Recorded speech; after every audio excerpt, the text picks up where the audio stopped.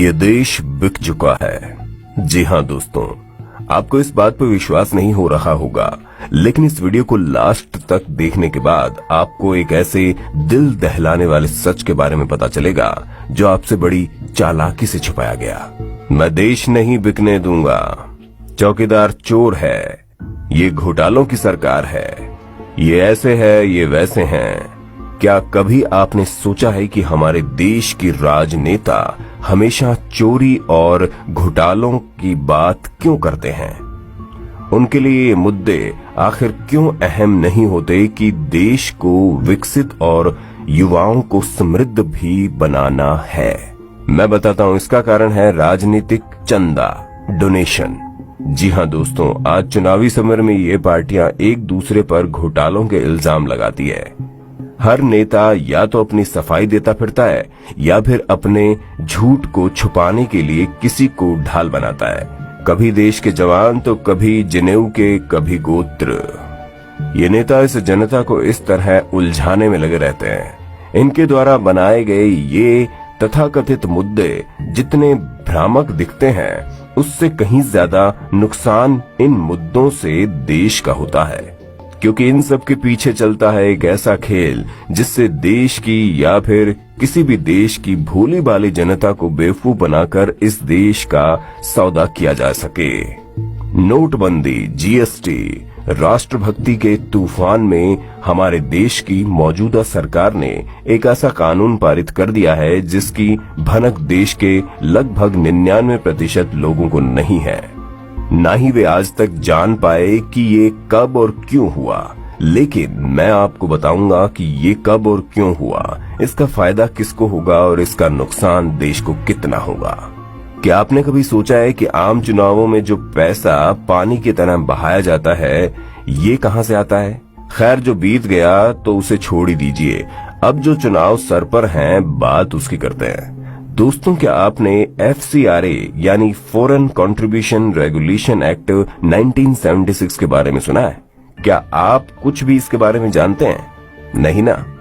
ये पार्टियां आपको जानने भी नहीं देंगी, क्योंकि ये वो कानून है जो अब तक इन पार्टियों पर विदेशी चंदा लेने के लिए नकेल कसे हुआ था। लेकिन 13 मार्च 2018 को इस कानून में संशोधन कर दिया गया है, जिससे कि अब देश की कोई भी पॉलिटिकल पार्टी विदेशी कंपनियों से जितना चाहे उतना पैसा मदद स्वरूप ले सकती है। ये पार्टियां अब किसी भी तरह से बाध्य नहीं होगी कि वे ये साबित करें कि उन्होंने विदेश में बैठी कंपनी से कितना पैसा लिया और इस चंदे को कहां-कहां और कैसे-कैसे खर्च किया। यानी अब विदेश में बैठी कोई अज्ञात कंपनी जितना चाहे उतना पैसा किसी पार्टी पर लगा सकती है और उसे सत्ता में बैठा भी सकती है। ये जानना और समझना बेहद जरूरी है कि आखिर ये कंपनियां इस तरह पैसा क्यों बहाती हैं। जाहिर है, जब ये कंपनी गंजे को कंघी बेच सकती है तो इन राजनीतिक पार्टियों पर इन कंपनियों की मेहरबानी का कोई कारण होगा, और वो कारण है कि किसी भी देश के बाजार को अपनी मुट्ठी में करना। ये पार्टियां जब बेशुमार चंदा लेकर सत्ता पक्ष बनती हैं, तो इनकी सारी नीतियां इन्हीं कंपनियों के पक्ष में बनाई जाती हैं। उदाहरण के तौर पर आप कुछ इस तरह समझ सकते हैं। राफेल बनाने का जिम्मा भारत की एक ऐसी प्राइवेट कंपनी को दिया गया जो महज कुछ ही हफ्तों पुरानी है, जबकि भारत सरकार की खुद की कंपनी हिंदुस्तान एरोनॉटिक्स लिमिटेड कई दिशाओं से सैन्य जहाज बनाती आ रही है। ये नए निवेश लाने की आड़ में देश बेचने का एक नया गोरख धंधा चलाया जा रहा है। यानी भारत संचार निगम को पूरी तरह से खत्म करके उसे जियो के हवाले कर देना इन्हीं नीतियों का एक उदाहरण है। राजनीतिक पार्टियां इन बड़ी कंपनियों से चंदा स्वीकार करती हैं ताकि बाद में इन्हीं कंपनियों का उद्धार कर सके।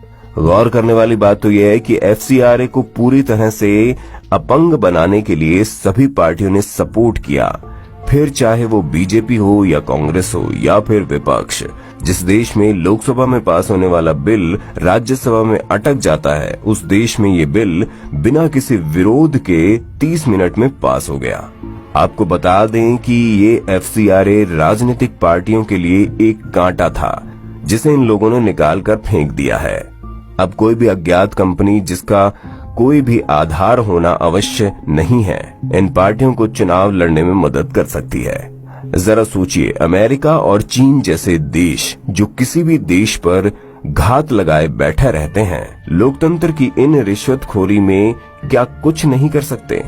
ऐसे में हमारे अनपढ़ नेता कुछ पैसों और कुर्सी के लालच में आकर अगर देश का सौदा कर बैठे तो क्या होगा?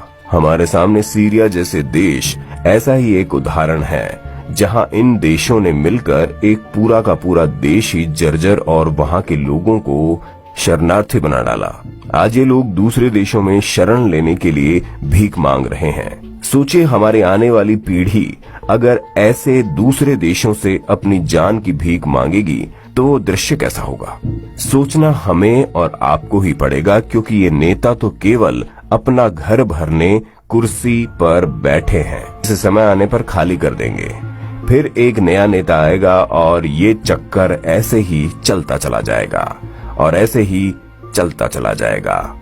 अब ये नेता चाहे तो खुद की एक कंपनी रजिस्टर्ड करके देश का लूटा हुआ पैसा इन्हीं कंपनियों के द्वारा लीगल तरीके से अपने चुनाव प्रचार में खर्च कर सकते हैं और इस देश का कानून इनका कुछ भी नहीं कर सकता। चाइना जैसा देश जो आज दोस्त कम और दुश्मन ज्यादा है, नेताओं के कंधों के सहारे भारत पर चढ़ाई कर सकता है।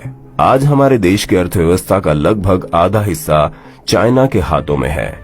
ऐसे में क्या गारंटी है कि इस देश के ये महान नेता सत्ता पाने के लालच में चीन से कोई ऐसा सौदा नहीं करेंगे जिससे देश को नुकसान हो जाए? क्योंकि FCRA तो ये लोग पहले ही खत्म कर चुके हैं। सोचिए इसके परिणाम कितने भयानक हो सकते हैं। आज हम इस भ्रम में जी रहे हैं कि जिसे हम अपना नेता मानते हैं वो देश हित में काम कर रहा है और नए अवसरों को जन्म दे रहा है, लेकिन सच तो ये है कि वो नेता खुद ही किसी उद्योगपति का गुलाम है जिसे उसकी ही नीतियों के आधार पर कदम बढ़ाने होंगे। हम सोचते हैं कि हमारे देश का लोकतंत्र मजबूत है, लेकिन हम ये नहीं जानते कि FCRA जैसे कानून से छेड़खानी हमें एक ऐसी जनता बना देगी जिसका वोट तो होगा लेकिन उस वोट की कोई वैल्यू नहीं होगी। चुने वही जाएंगे जिसे क्रोनी कैपिटलिस्ट चाहेंगे। अमेरिका जैसा देश जहां लोकतंत्र के नाम पर सभी राजनीतिक खेल खेले जा रहे हैं, भारत उसी अमेरिका के पदचिन्हों पर चल रहा है। आज अमेरिकी देश का लोकतंत्र वहां बैठे कॉरपोरेट तय करते हैं। जिसके हाथों में ये पावर है उसके देश का अगला चेहरा कौन होगा? भारत में भी FCRA के द्वारा इसकी शुरुआत हो चुकी है। ये बेहद संवेदनशील विषय है जिसे हर भारतीय तक पहुंचाना होगा और इसके लिए हमें आपकी मदद चाहिए। हमें नहीं पता कि आप हमारे बाकी वीडियोस शेयर करते हैं या नहीं, लेकिन इस वीडियो को शेयर करें भारत के लिए, भारत की आने वाली पीढ़ियों के लिए। धन्यवाद।